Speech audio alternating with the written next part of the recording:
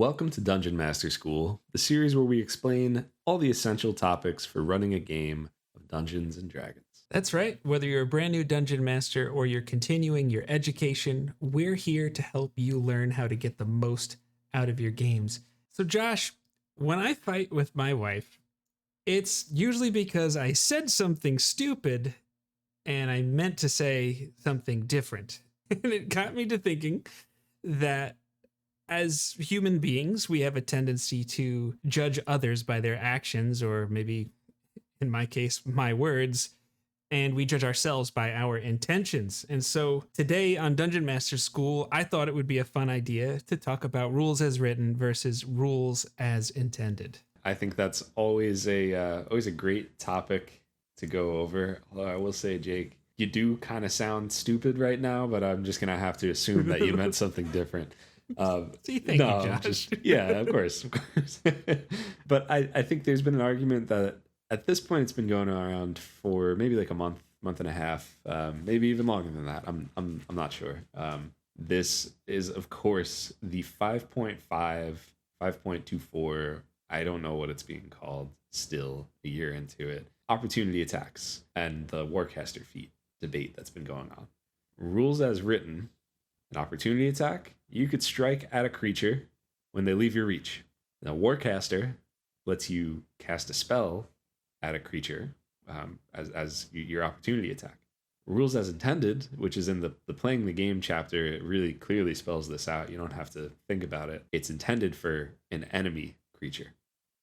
And in past editions, they've said specifically hostile creature. So what does that mean? If we're going specifically on rules as written, you know, my buddy Jake is standing right next to me and he walks away. Well, I'm going to use my opportunity attack to cast Cure Wounds or whatever other spell I want to cast at you. Ooh, I feel better. Thank you. Which is just clearly not what that rule is intended for. And look, I know I've complained about it. I think I just complained about it a little bit, and I've surely complained about it more in other videos and on streams and all sorts of places. We could have a whole conversation about this rules update, this 5.24, and how many of these situations that have been created by unclear or poorly structured rules. But that's really not what this video is about. So bear with me if I got bogged down in there. What's more important at a table? Playing the rules exactly as they're explained, or playing them as I believe them to be with what the intention is? You know, how do you draw that line, Jake? Well, the rules are important because they are what provides a framework for both players and dungeon masters or game masters to make decisions of some kind or another. And the rules provide a certain level of expectation as to how those things work. Even if a spell doesn't work, it might be because, oh, well, the target succeeded on their saving throw, or whatever it is. You know, you have some kind of idea of how your choices will affect the game. Now, I think the base of everything has to kind of just land on what's written, because sometimes it can be a little arrogant to assume the intention. With the Warcaster opportunity attacks, it's actually plain as day. This is actually one of the most obvious rules as written versus rules as intended options there is. However, it all comes down to being able to properly set expectations. I sound like a broken record in almost all of our videos when I'm talking about it's about communication. Really, session 0 is forever at session infinity because there's always points along the line where you can be talking about it.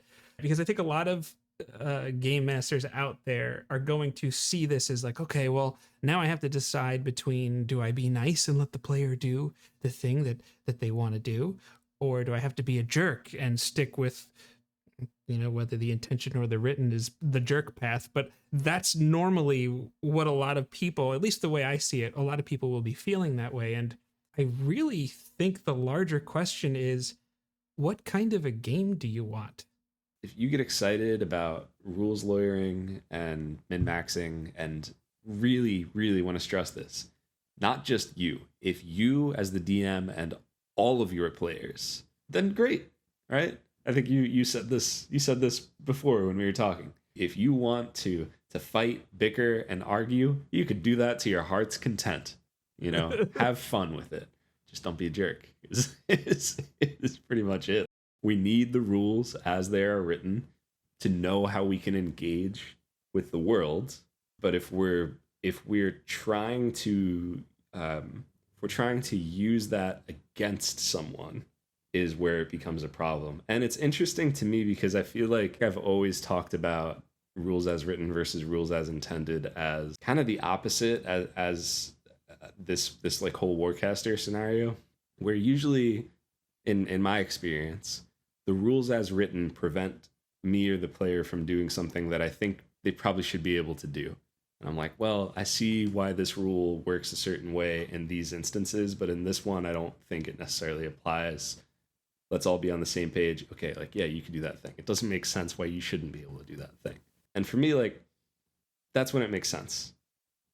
But if you're trying to like ambush someone with rules, right? Like, that's a problem. Yeah, there's a personal element to it. It starts to become kind of more adversarial between players and game masters, where it's like, they don't know that I already made this build that's so designed to break the game that I'm going to get them. And then it's like the dungeon master's hair turns gray throughout the course of the campaign.